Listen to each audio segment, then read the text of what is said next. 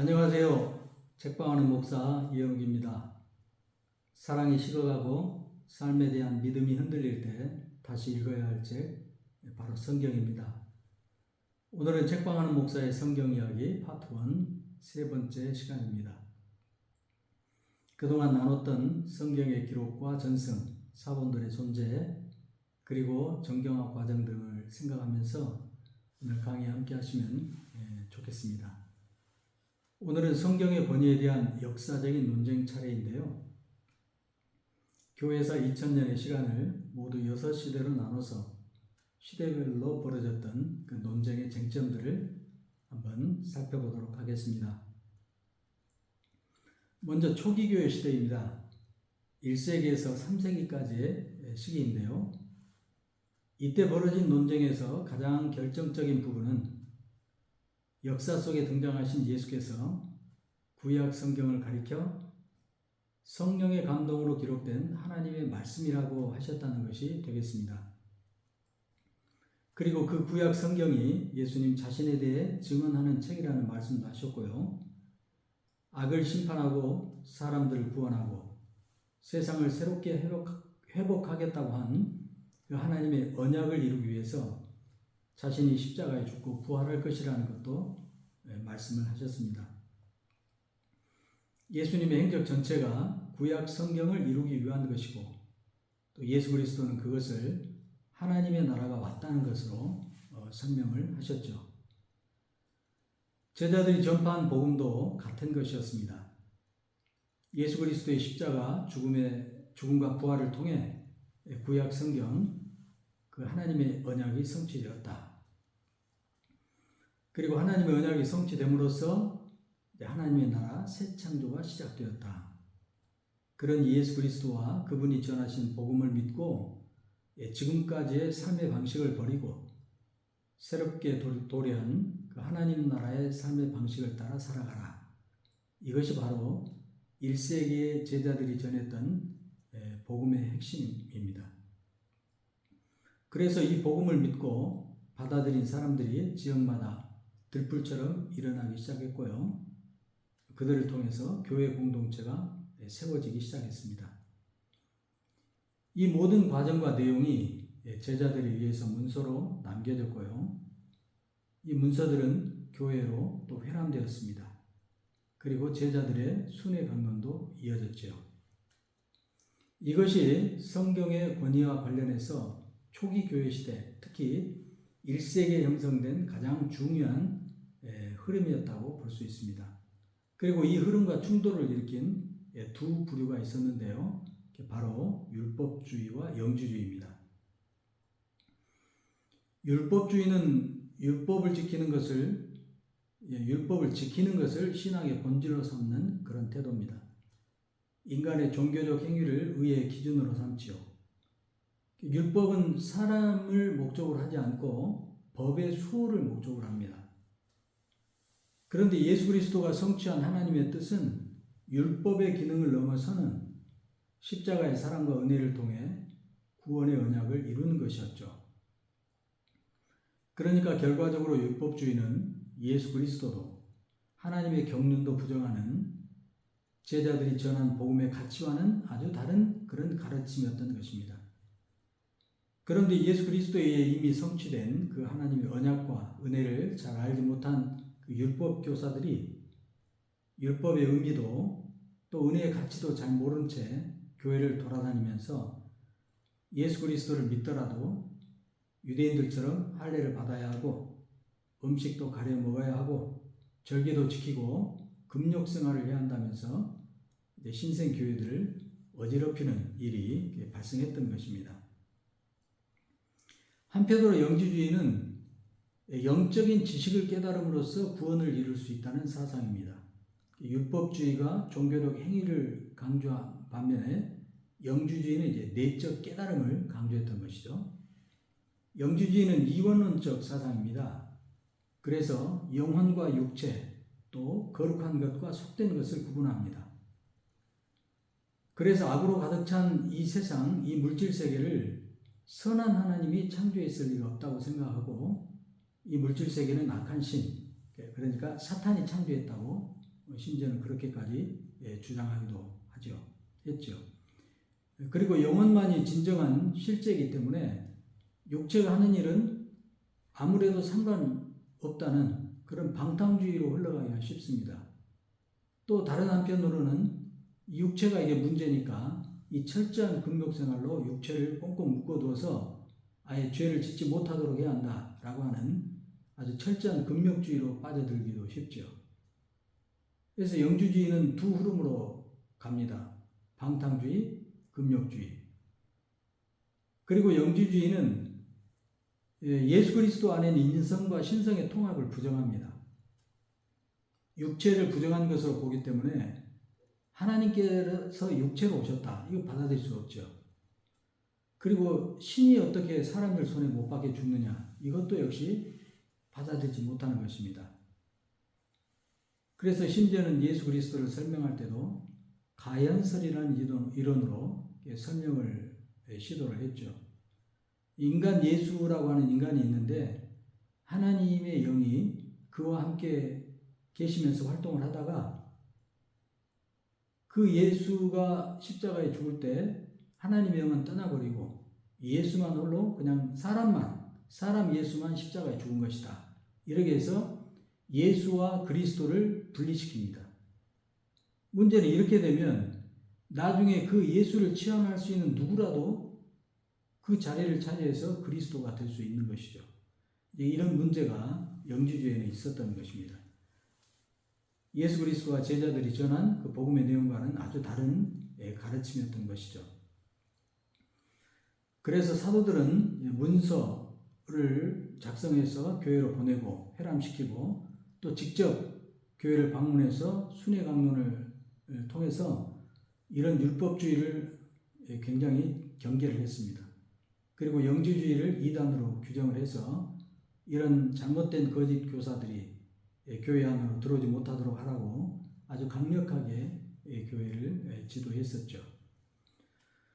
영주주의가 어떻게 생겨나게 되었는지 좀 더 알고 싶으시다면 오늘 강의 자료 부록에 제가 첨부해 드렸습니다.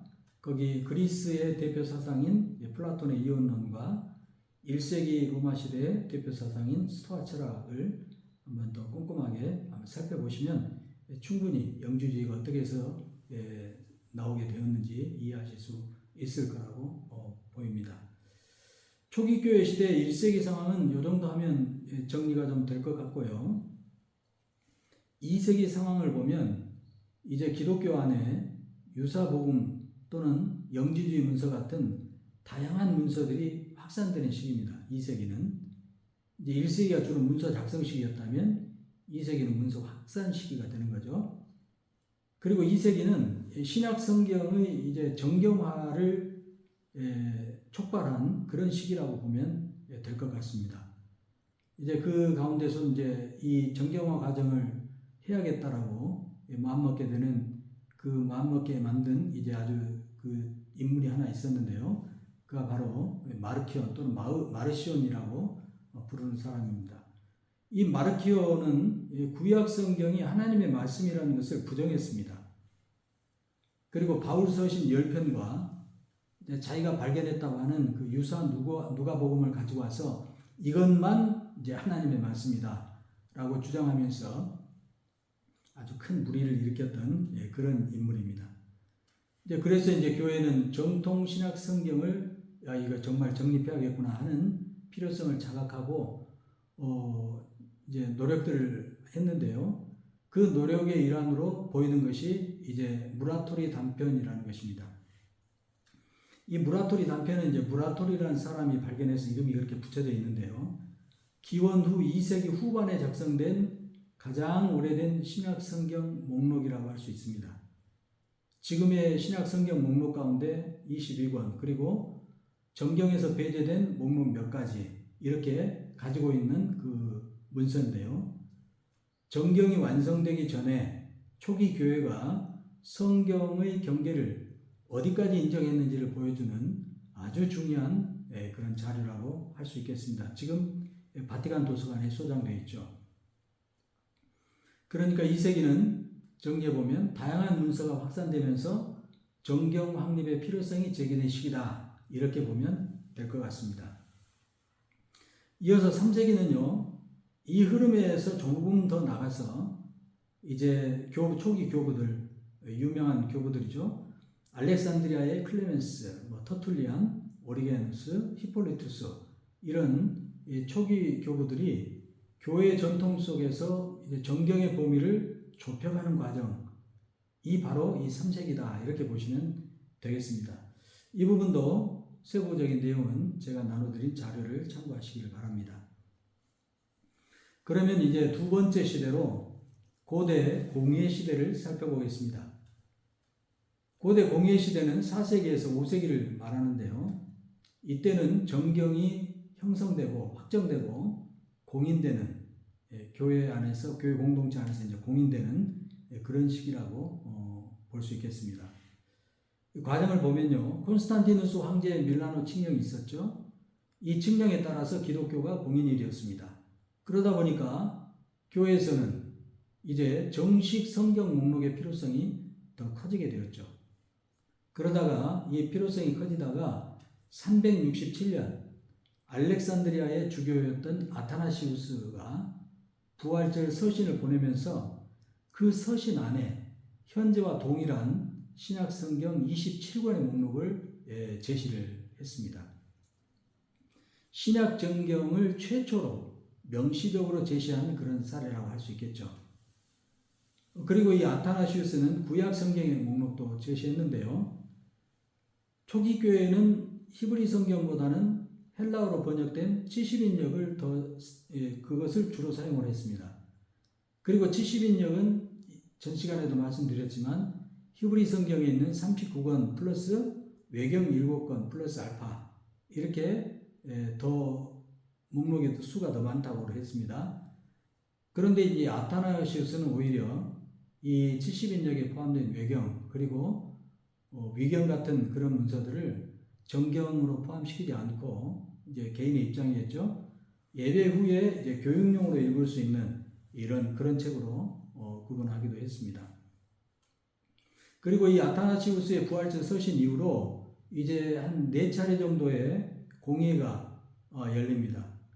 그래서 이제 이 목록이 논의가 계속 되다가 419년 카르타고 4차 회의에서 최종적으로 이제 구약 46권 그리고 신약 27권을 정경으로 확립을 하게 돼 확정을 했죠.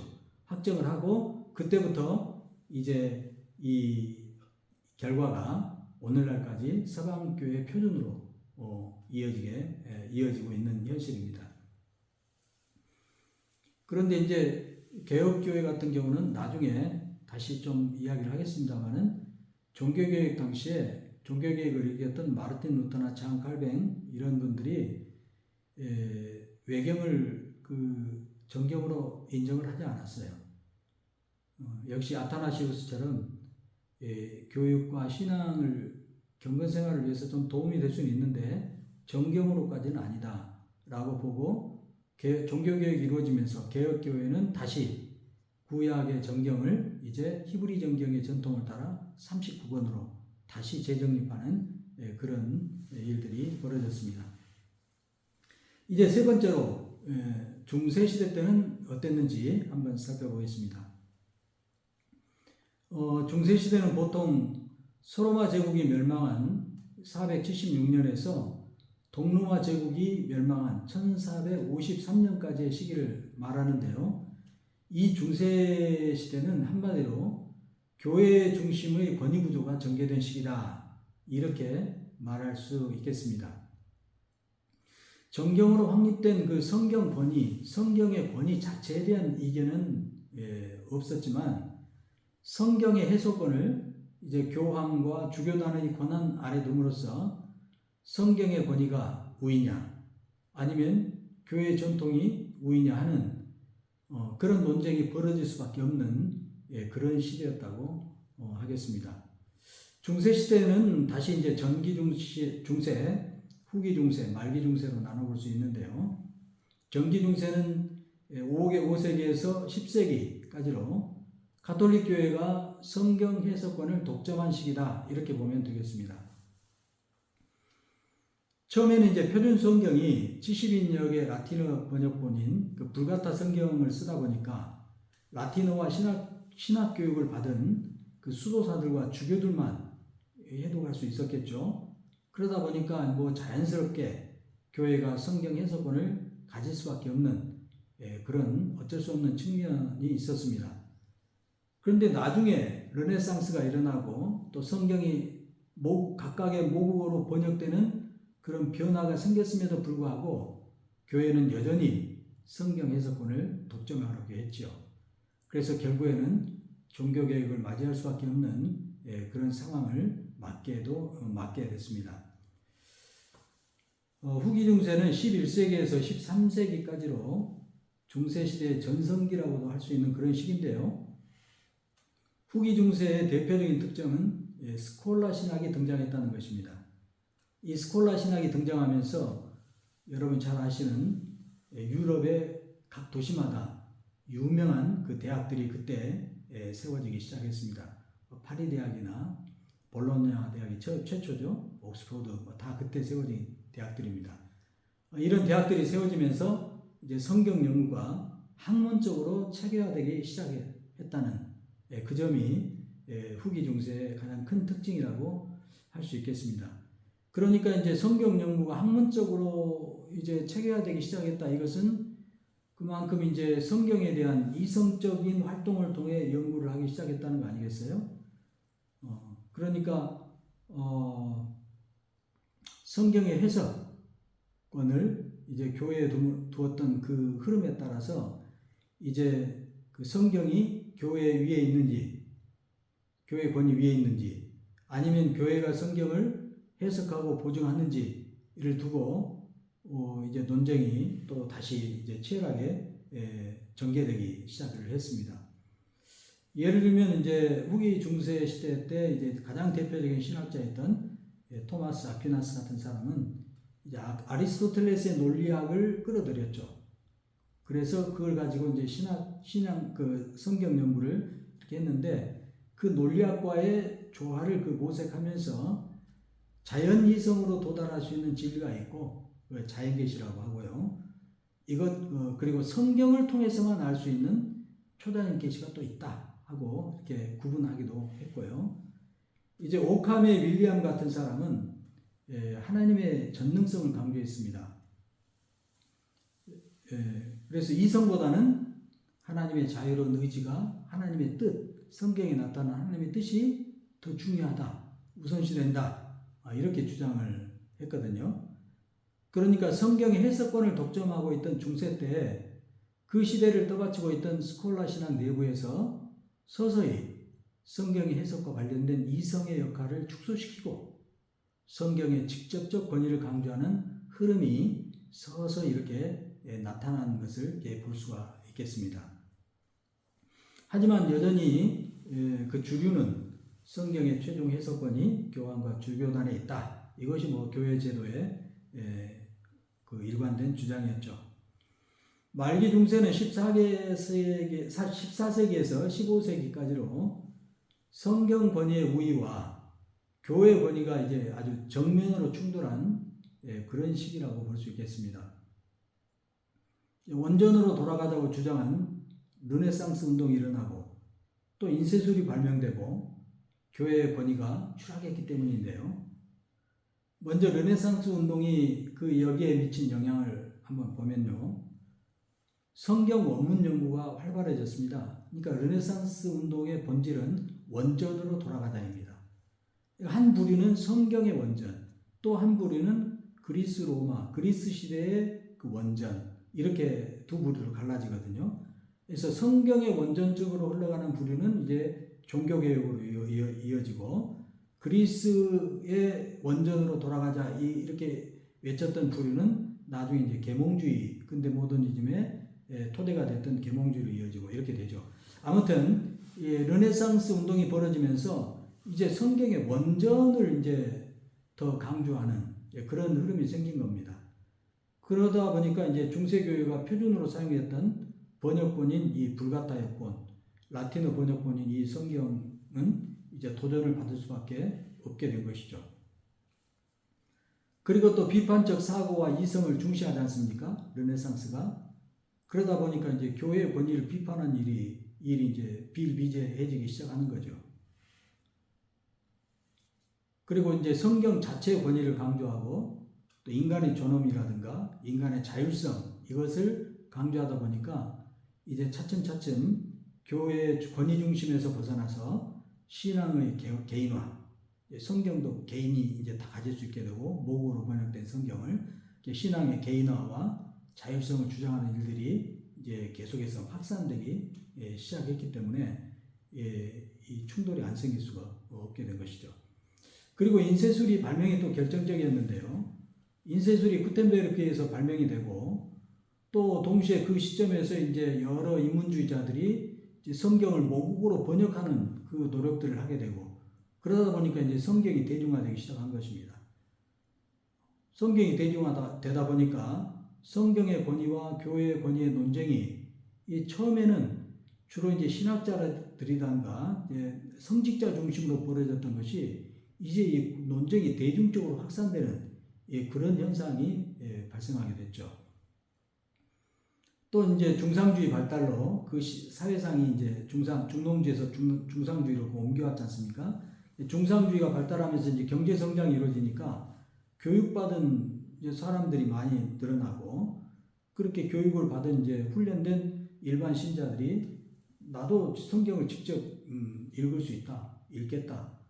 이런 움직임이 일어나면서 자연스럽게 성경의 해석권을 독점했던 교회 권위가 약화될 수밖에 없게 된 것입니다. 그렇게 해서 이제 신앙의 중심이 서서히 교회 구조에서 성경으로 이동하는 약간 이게 평행이론 같은데요. 그 이스라엘도 그랬지 않습니까?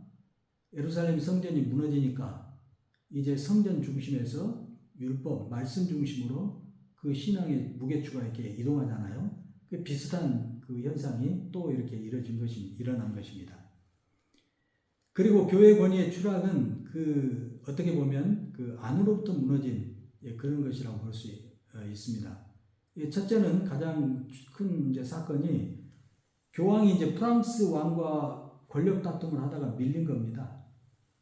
그래서 이제 교황이 로마 교황청에 있지 못하고 마치 포로처럼 프랑스 남부 아비뇽에 유수되는 그런 사건이 발생한 거죠. 무려 70년간 7명의 교황이 그 아비뇽에 머물렀다고 하는데요. 그러다 보니까 나중에는 또 로마에서는 로마대로 이제 교황을 또 뽑으려고 하지 않겠습니까? 그러다 보니까 교황이 뭐 2명도 되고 어떨 때는 3명도 나오고 하는 이런 해괴한 일들이 벌어지게 된 것이죠. 이걸 교황권의 대분열이라고 그러는데 그러다 뭐 이게 교회 권위가 무너질 수밖에 없는 거죠. 그리고 무엇보다도 교회의 권위가 추락하게 된 결정적인 이유는 교회 부패와 타락입니다. 성직을 매매하고 또 성직자들이 사치하고 타락하고 급기야는 이제 돈을 모으기 위해서 면죄부를 판매하는 일까지 벌이다 보니까 이제 아주 신망을 잃게 된 것이죠. 또 그 당시에 흑사병이 발생을 했어요. 유럽 인구의 한 3분의 1이 죽었다고 그러지 않습니까? 거기다가 영국과 프랑스 사이에서는 100년 동안 전쟁이 일어나가지고 뭐 계속 전쟁한 것은 아니었지만 사람들의 삶이 극도로 피폐한 그런 상태였고 또 기근이 발생하고 이런 큰 사회적 재앙이 일어나는데도 교회가 아무런 역할도 하지 못한 것입니다. 그러니까 이제 사람들이 이제 교회를 이렇게 높이 볼 수가 없게 되는 것이죠.